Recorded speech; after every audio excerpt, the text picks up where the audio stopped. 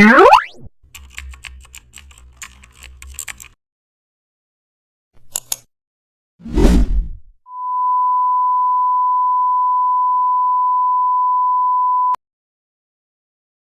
back to the channel. Don't forget to like, share and subscribe for more updates. Today we are exploring an amazing topic of Photoshop. How to create custom shape toggle switch on off UI button in Photoshop. Open Photoshop and create a new canvas. Select the custom shape tool. Choose a rounded rectangle shape. Draw a horizontal switch base. Change its fill color to gray. Now select the list tool. Draw a small circle on the left side of the base.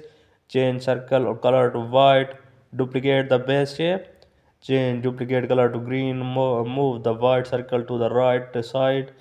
Group on and off versions separately. Add small on and off text labels. Align everything properly. Zoom out and preview both states. Toggle switch looks realistic. UI elements finished.